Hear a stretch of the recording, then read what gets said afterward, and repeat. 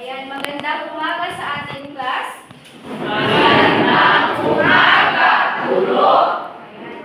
Bago kayo umupo, maaari bang pumaharap muna si Jerry upang pangunahan ang kanyang panalangin.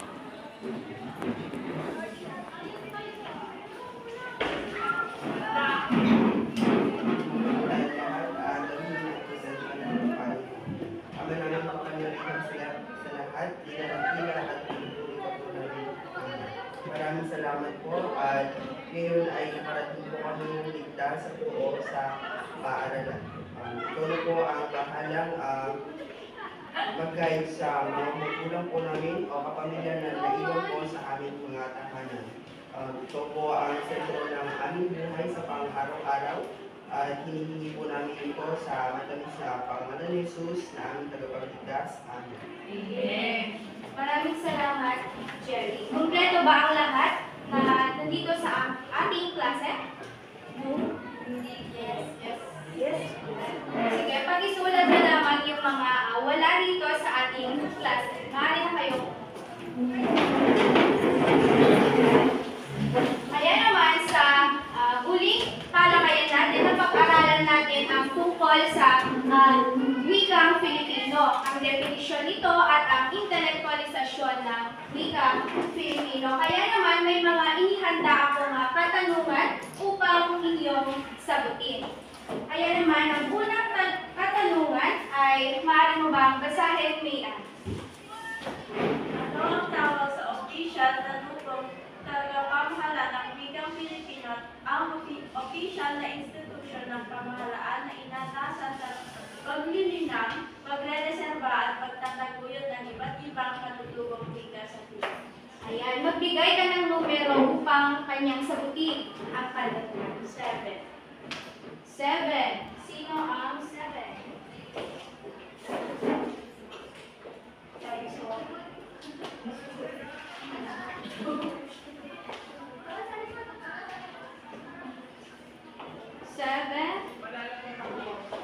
Ayan, Tabisora, maaari mo na sagutin ang Para po sa akin, ma'am, ang sagot po dyan ay posisyon sa wikang Filipino. Ayan, mahusay at naalala mo pa ang talakayan kahapon. Kaya naman, ang pangalawang katanungan ay maaari mo bang basahin, Trisha Abel? Paano nakatulong ang paghihiram ng mga salita mula sa ibang wika sa pag-unlad ng Pilipino? Ayan. JL, maaari mo bang sagutin ang pangalawang katanungan? Alam naman natin na lingid sa ating kaalaman na malaki talaga ang ambag ng panghihiram, lalong-lalo na sa pag-unlad ng ating wikang Filipino. Napaka-importante na tayo naghihiram sapagkat may kasabihan nga at ating nalalaman na ang wikang naghihiram ay patuloy na umuunlad. Yun naman po. Ayan, maraming salamat. Palakpakan naman natin si... Ayan. Ang huling katanungan ay maaari mo bang basahin, Evelyn? Sino ang tumalakay sa kilalang sanaysay na Pilipino para sa mga intelektual? Ayan, maaari mo bang sagutin ang katanungan? Si Rolando Tino. Ayan, mahusay. Kaya naman, palakpakan ng inyong mga sarili.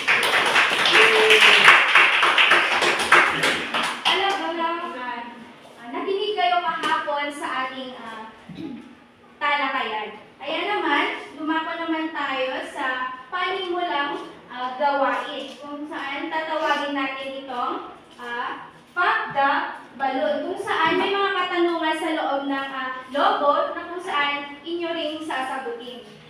Ayan. Kaya naman, ayan.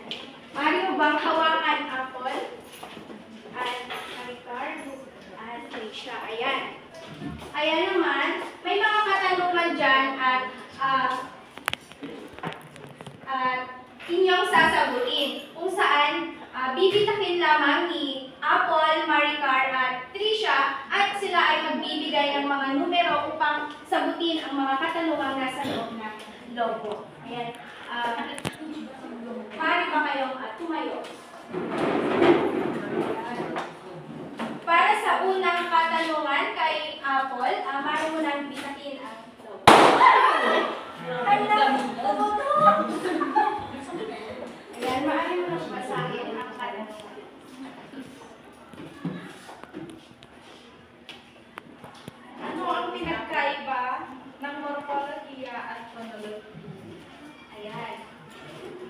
Magbigay ka ng numero upang kanyang sagutin. Ang katanungan. Number 11. 11. Sino ang 11? 11. Ano ang pinagkaiba ng morpolohiya at phonologiya? Ayan. Sino ang 11? Kita ko kanina, no? 8, 9, 10, 11. Ayan, si Bird. Bali mo bang sagutin ang katanungan? Ayan. So, ang pagkakaiba ng morpolohiya at phonolohiya is, pag sinabi nating morpolohiya is ito yung pag-aaral ng pinakamaikling salita ngayon. Then, pag sinabi naman nating phonolohiya is ito yung pag-aaral ng pinakamaliit na salit ng tunog. Ayan, mahusay. Palakpakan naman natin. Ayan, ang pangalawang katanungan ay mari mo nang bitakin. Mari mo.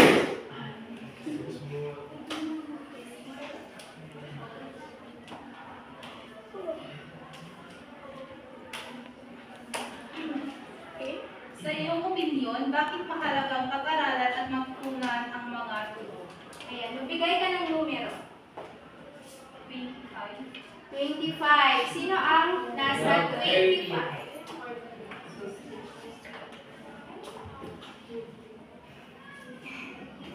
25. Ano na daw? 25.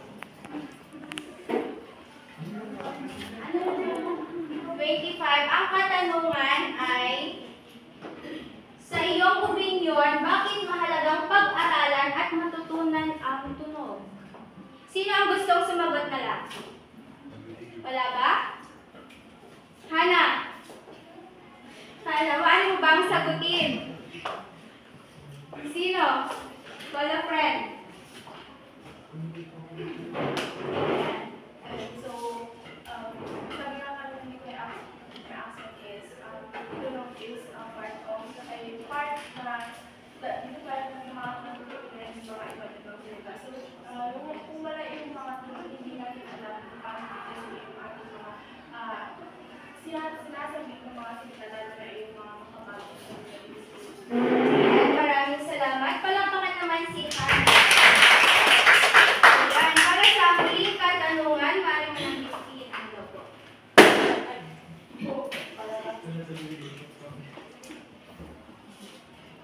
Paano kung walang naririnig na tunog sa mundo? Ipaliwanag. Ayan, pagbigay ka ng numero. Number 16. 16? Ayan, Jerry, paano mo nang sagutin ang huling katanungan? Paano kung walang naririnig na tunog sa mundo? So, basically, kapag wala tayong naririnig na tunog dito sa mundo, is hindi natin ma-determine kung ay matutukoy kung ano yung sinasabi at kung ano yung dapat nais iparating ng isang tao. Ayan, palakpakan naman natin si Jerry Gomez.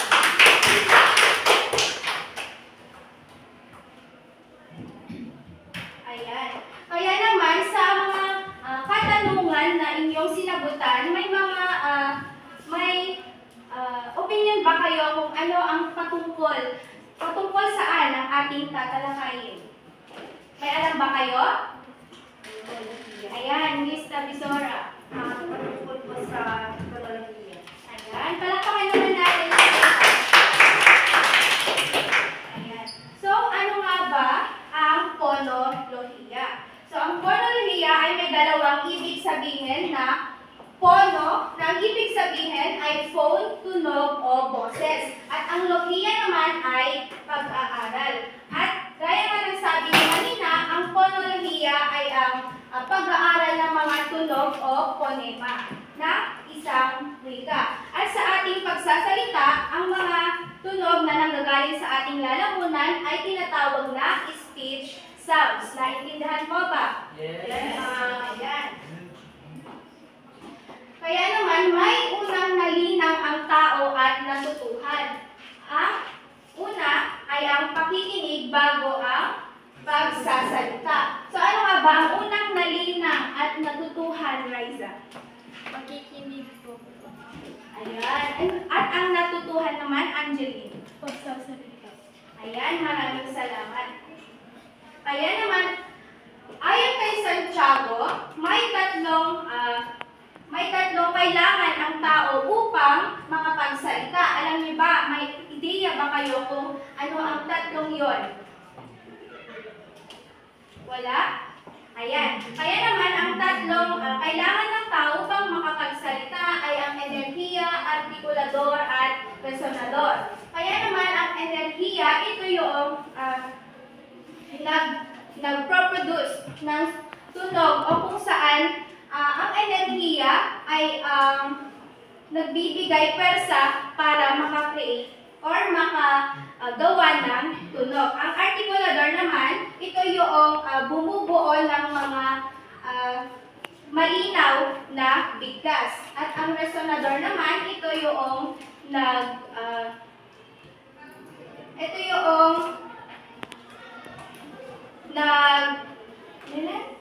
ang resonador, ito na yung nagbibigay lakas sa ating sinasalita. Kaya naman, ano yung tatlong kailangan ng tao upang makapagsalita? Belen. Enerhiya, artikulador, resonador. Ayan, mahusay. Kaya naman, ito naman yung bahagi ng bibig na kung saan makikita dito sa ating larawan ang matigas na ngalangala, punong gilagid, labi, at ngipin. At tandaan na ang dila ay may tatlo lamang na bahagi na kung saan ang tatawagin na harap, sentral, at likod. Makikita rin dito ang guwang ng ilong, ang malambot na ngalangala, guwang ng bibig, titilaukan, paringhe, epiglottis, laringhe, at hiningang galing sa baga. Naintindihan po ba? Yes. Ayan. At ang dila at panga naman ay makikita sa ibaba ng ating bibig. At ang ngipin at labi ay makikita sa unahan ng ating bibig. Ang matigas na ngalangala ay makikita sa itaas ng ating dila. At ang malambot na ngalangala naman ay makikita sa likod ng ating dila or sa baba ng ating dila. Ayan. Pumunta naman tayo sa punto ng artikulasyon na kung saan tinutukoy dito yung bahagi ng bibig na naisasagawa ang pagbigkas sa phonema. May 7 bahagi ang punto ng artikulasyon. Ang una ay ang panlabi na kung saan ang ibabang labi ay dumidikit sa labing itaas. Ang halimbawa dito sa panlabi ay ang P, B, at M. Maaari niyo bang subukan na isa yung halimbawa ng panlabi? Ayan.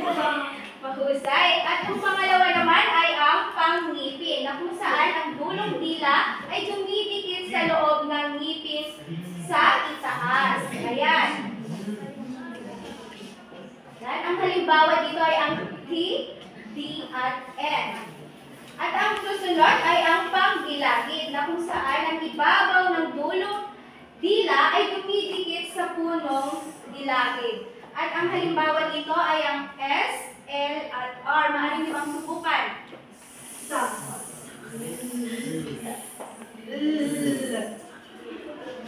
yung isa?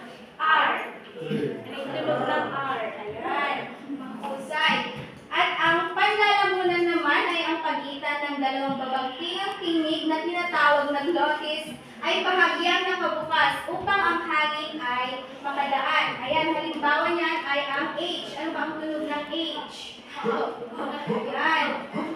Mahusay. Ang susunod naman, ang velar. O, na kung saan ang malambot na bahagi ng malangala ay dinidiitnan ng ibabaw ng punong dila. Ayan, ang halimbawa dito ay ang K, G, at na. Ayan, subukan niyo naman ang halimbawa ng velar. Ayan.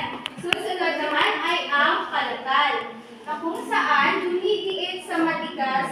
matigas na bahagi ng malangalang ibabaw ng punong dila. Ang halimbawa dito ay ang letrang Y. At ang panghuli naman ay ang glotal. Ang pressure ng paglabas ng hangin ay nakaharangan sa pamamagitan ng pagdiit ng mga babagti ng tinig at ang nalilikha ay paimpit o pasutsot na tunog. Ang halimbawa dito ay yung ganyang sign na kung saan ang tawag dyan ay ang paimpit na tunog. Ayan. Lumako naman tayo sa paraan ng artikulasyon na kung saan ang pagbigkas sa paraan ng pagpapalabas ng hangin sa bibig o ilong. Kung dito, sa paraan ng artikulasyon, malalaman naman natin dito kung paano tayo nakakapagsalita ng mga letra. Ayan. May 6 na paraan ng artikulasyon. Ang una ay ang pasara, na kung saan hinaharangan ang daan ng hangin. Ang halimbawa dito ay ang P, T, K, B, D, at G. Ayan, maaari bang subukan ang pasara?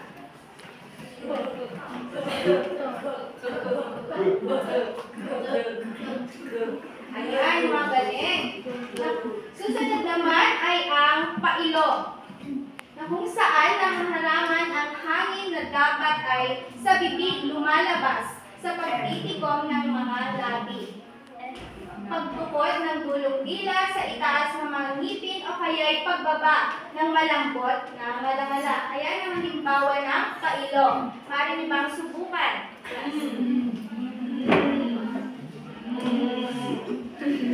Ayan, mahusay. Ang susunod naman ay ang pasutsot, na kung saan ang babagtingang tinig lumalabas ang hangin. Halimbawa nito ay ang S at H. Pasutsot ang tawag doon. Susunod naman ang malakatinig. Ang galwa ng labi o dila ay mula sa posisyon patungo sa ibang posisyon, na kung saan kapag binigkas natin ang W at Y sa kanyang W at Y, malalaman natin kung saan ang posisyon ng ating dila pumupunta sa loob ng ating bibig. At ang susunod ay ang pakatal.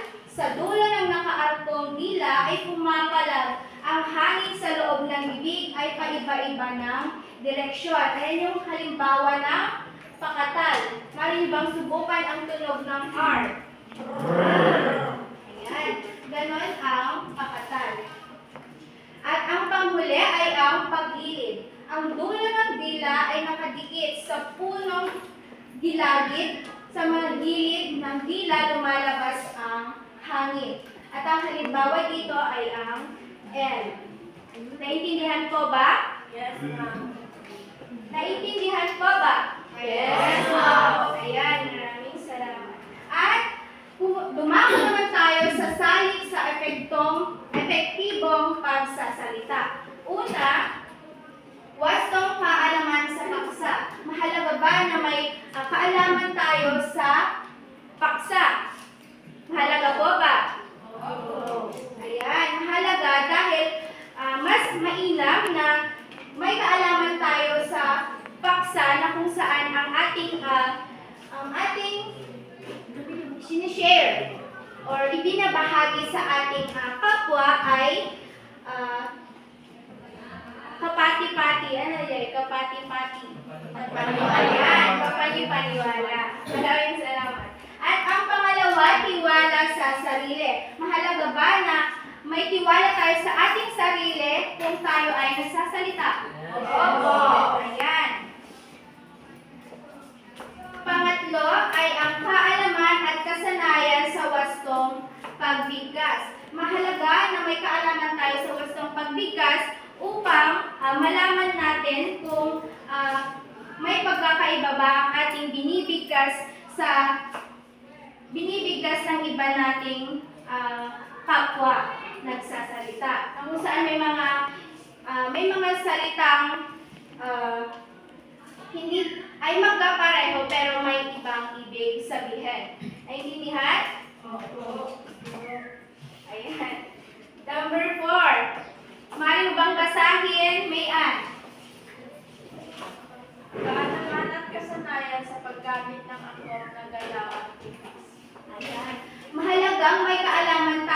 galaw at kumpas upang maibahagi natin ng maayos ang ating mga sinasabi sa tulong ng ating kumpas at galaw. Ayan. At ang panghuli ay ang pagdadala sa sarili, na kung saan mahalaga rin ito upang may sa iyong kinakausap, may respeto siya sa iyo na kinakausap niya, na kung saan hindi kanya basta-basta kinakausap lang ng iba't ibang tono ng pagsasalita. Ayan. Kaya naman, kung may mga naintindihan kayo, maaari na tayong tumungo sa tama o mali na kung saan sasagutin ninyo. Ayan. At ang una, mahalaga ba na magkaroon ng eye contact? Ayan. Pangalawa, gumamit ng akmang boses. Ayan. Bakit, JL? Sapagkat kapag gumamit tayo ng akmang boses o tamang pronunciation ng ating sinasabi, ay mas maintindihan tayo ng ating kinakausap at mas maintindihan siya makinig sa atin.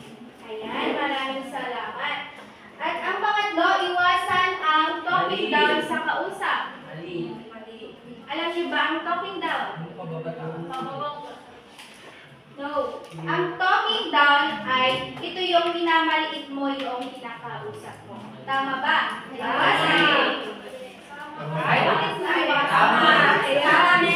Iwasan ang talking down sa kausap. At ang pang-apat, palaging maging maligoy at paulit-ulit. Ayan. Pang-lima, linawin ang sinasabi. Tama. Bakit, Jenny?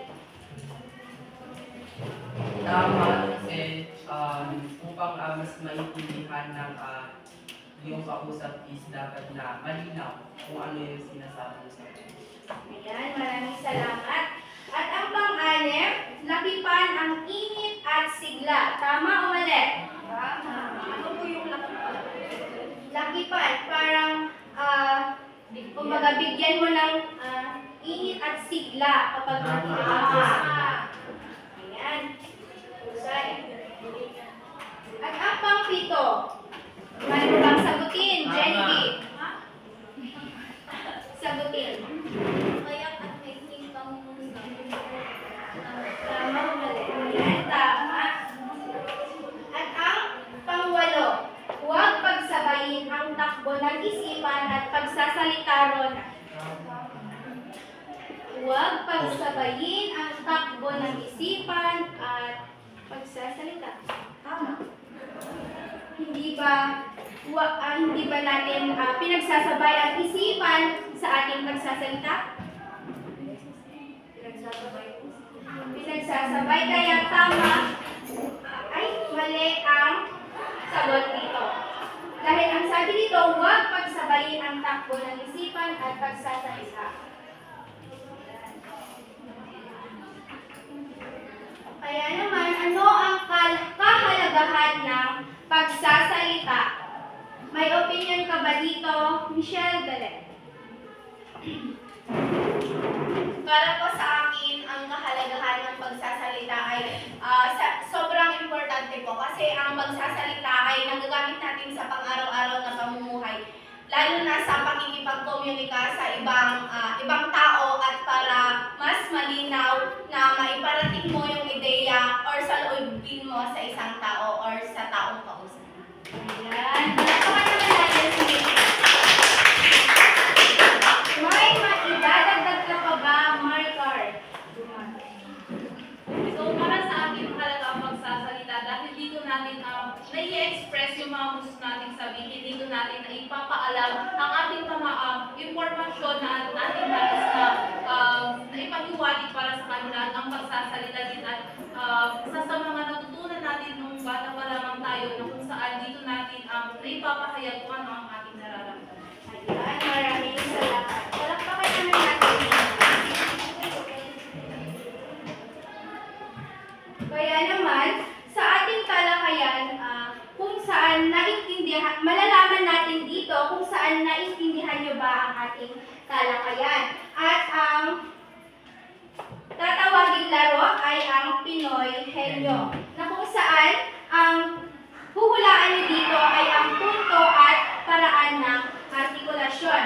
Kung saan hahatiin ko kayo sa dalawang grupo at magsisimula dito kay Maricar ang group 1 at ang pangalawa ay ang kay Apple. Kung saan ang ikalawang pangkat. Ayan. Mali na kayong sama-sama.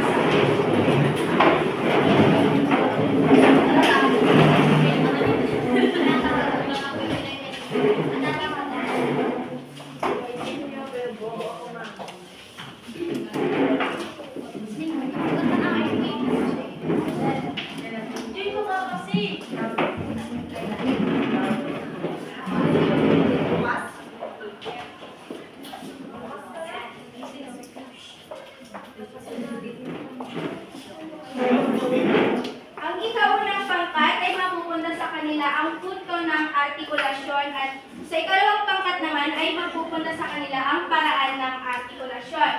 At ang gagawin dito sa larong ito na kung saan ididikit sa isang magkapareha ang papel na ito na kung saan ang kanyang kapareha ay ibibigay lamang ang letrang ito at huhulaan naman ng kanyang kapareha ang kung ito nga ba ay pailong or pailong, pasara, gano'n. Naintindihan ko ba? Yes. Ayan. May mga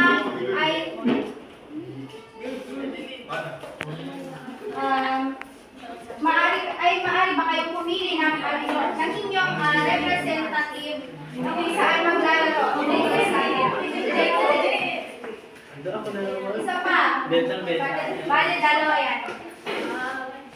Pero meron din dito kayo ng artikulasyon na kung saan magkakaroon lamang kayo ng 30 seconds or 30 na segundo sa paglalaro at paghuhula.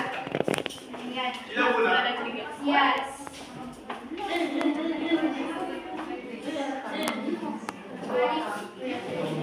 Ayun, pwede.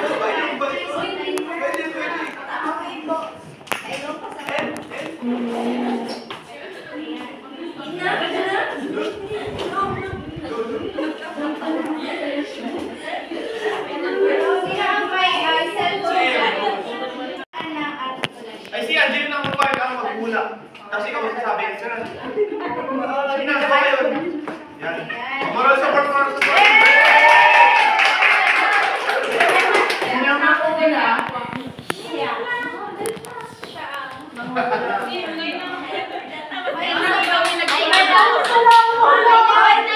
Para siya ang humawak nito. Kailangan pa ng isa para humawak nito. Mag-timer. Timer? Ikaw. Wait lang po, wala pang timer. Meron dito ko ba ako ay... Natin niya, dali mo ito. Isa. Ayan. 30 seconds. 30 seconds. Pwede mo practice. Sige na. Meron na bang oras na ano? Yes, ma'am. 30 minutes na tayo, diba? 30 Ayan, wait lang. Tapos mo sa amin. May tatlo sa amin doon. Sorry, ma'am. Okay. Parang mas mahirap po sa amin. Ma'am. Siyempre, mas magaling tayo. Tapos ako pa pinagpahula nyo, ginaling ko na siya. Ayan, handa na ba? Handa na ba? Handa na ba daw? Handa na. Handa na. Ayan, timer starts now. Palakal? Hello? Yun! Yes! Busy!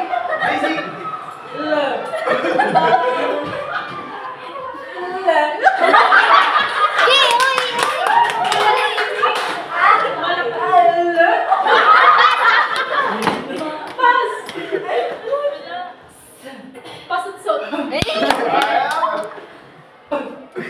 Panlab.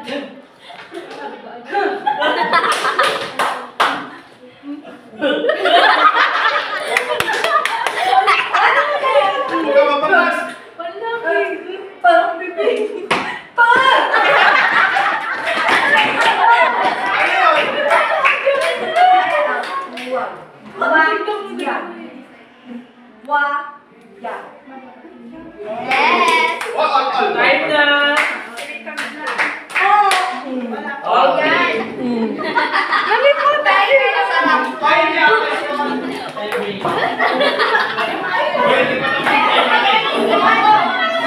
Manahimik, class. Manahimik. Ayan.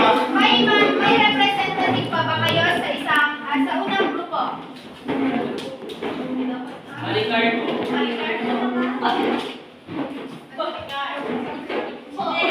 Nakakuha rin ng ganong laro. Kasi pareho kayong tatlo ang nakuha. May representative pa ba kayo?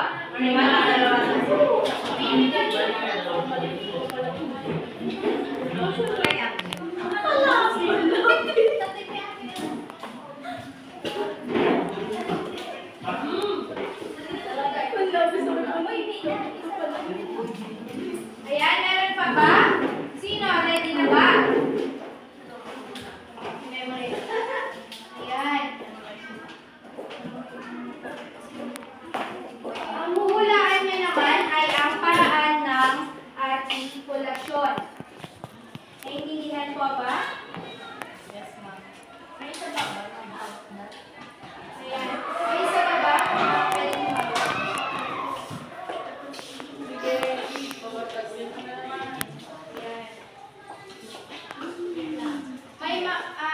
Pwede ba kayong timer? 30 seconds. Ay, hindi. 20 seconds lang.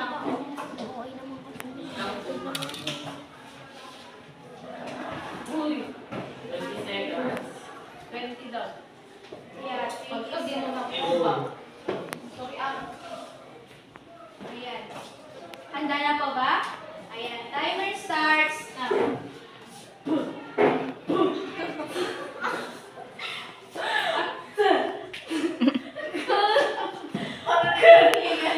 Ay, makatutok na ito. Masarap? Yan! Time na po.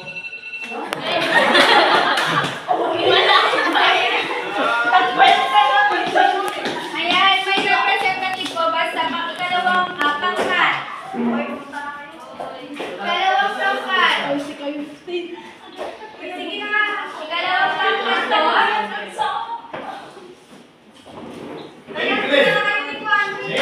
Ikalawang pangkat po. Ayan, ito na. Ayan, pakibilisan po. Sino ang representative ninyo? Pwede po maulit. Magka-start. Ayan, Regina Gata. Regine, silent. Ayan. Sino pa yung isa?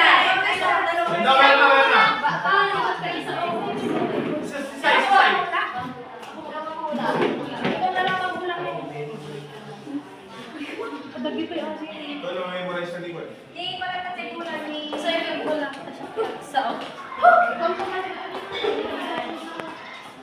Ang hulaan niya naman ay ang punto ng artikulasyon. Yung velor, pailong, panlalamunan. May isa pa po bang representative na maghahawak ng wala?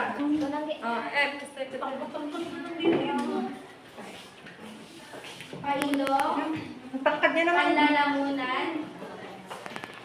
Ayan. May ano pa ba? Ayan. Timer start. Meron lamang kayong 20 segundo upang hulaan ang ayan, timer starts now. Labi. Labi yung punde. Mag-isip mo lang. Hindi, mag-isip mo lahat. 20 seconds lang.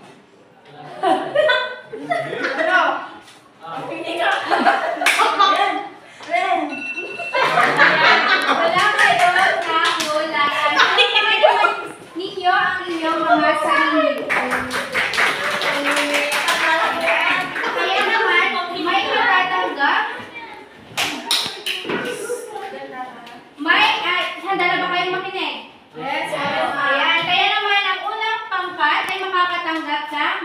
yung pala. Mula kay Ayan. Edgar. Ano nga ulit yung punto ng artikulasyon? May ibang basahin, class. Palagi, pangiti, pangilagid, panalarunan, behar, palakal, lotal. Ayan. At ang paraan ng artikulasyon naman.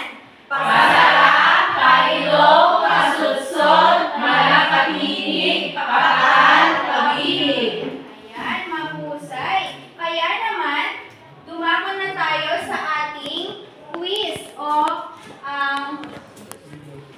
evaluation. Pagsusulit na kung saan pag-ibasa ang panuto apple. Isulat ang tama kung wasto ang pangungusap at kung mali ay salamgitan ang salitang di wasto at itama ito. Sagutin ito sa 1/2 na papel. Ay, wala yan. Maraming salamat. Titignan natin dito kung may mga naintindihan nga ba kayo sa ating tinalakay. Handa na ba kayo? Cross message. 1/4 na lang po.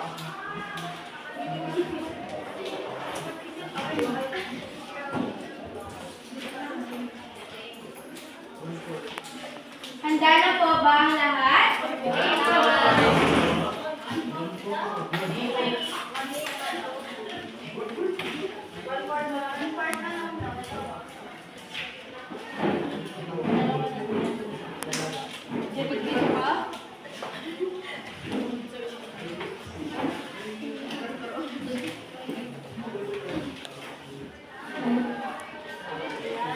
Mukhang handa na kayong lahat sa ating pagsusulit. Sa ating pagsusulit, mapapansin nyo na may mga question na ipapakita mamaya. Pero ang isusulat nyo na lang kung tama ang nabasang pangungusap. Pero kung mali, isulat nyo na lamang yung maling salita at idugtong nyo yung tamang salita. Naintindihan mo ba? Ayan, simulan na ninyo ang pagsusulit.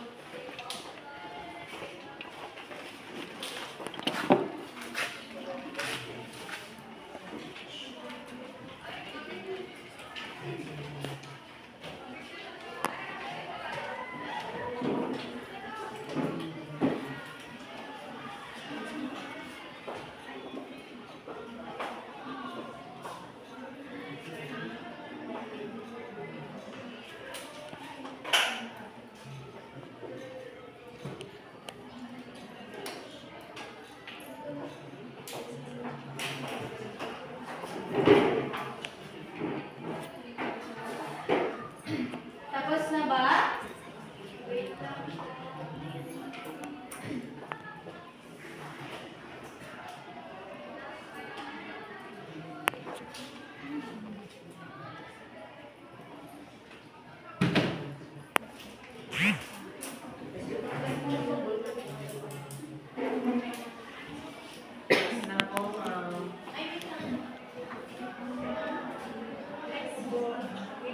Tapos na ba lahat?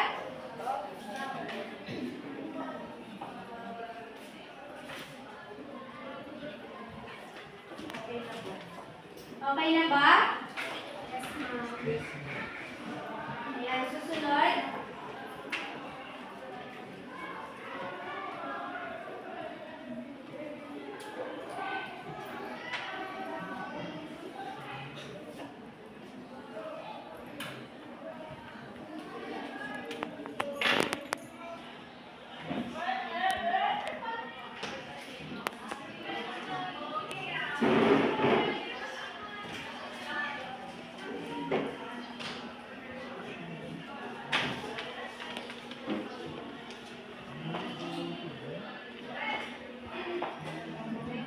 Tapos na ba lahat?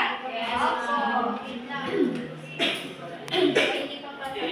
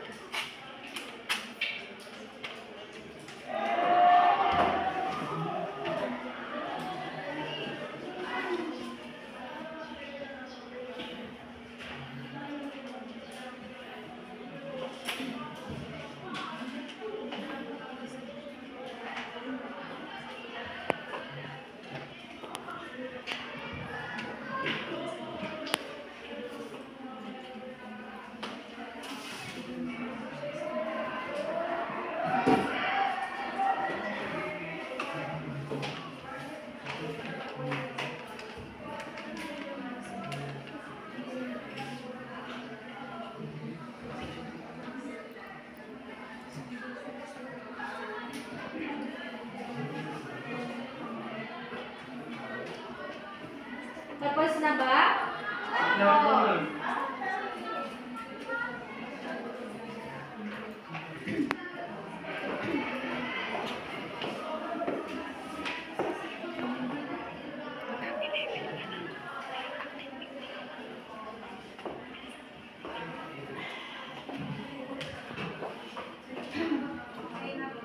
Tapos na ba lahat? Yes, ma'am. Ayan. Kaya naman, maaari na kayong magpalitan ng papel sa inyong patabi.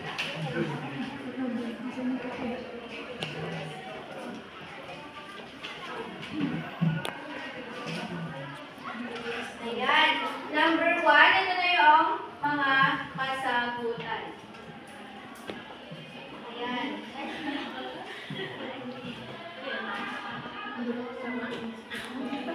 Bilang po per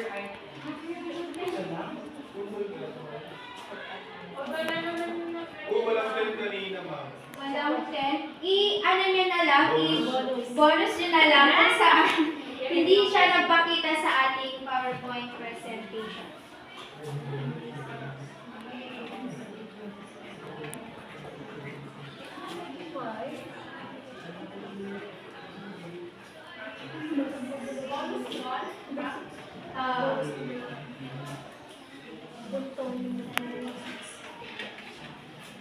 Tapos na ba?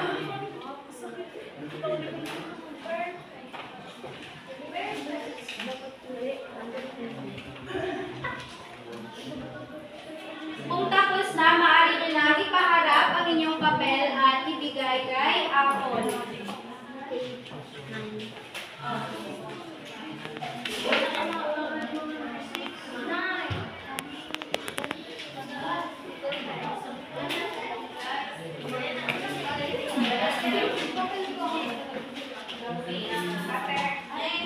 Ayan, habang nagpapasa kayo, maaari nyo na picturean or kunan ng letrato ang inyong takdang aralin.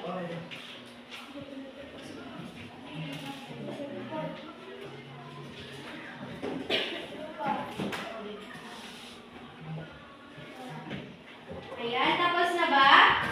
Ayan.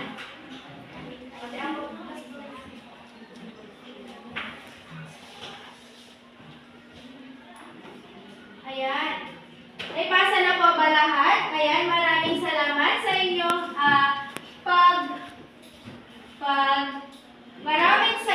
maraming salamat sa inyong pakikinig at pakikipag-participate ngayong araw. Palakpakan ninyo ang inyong mga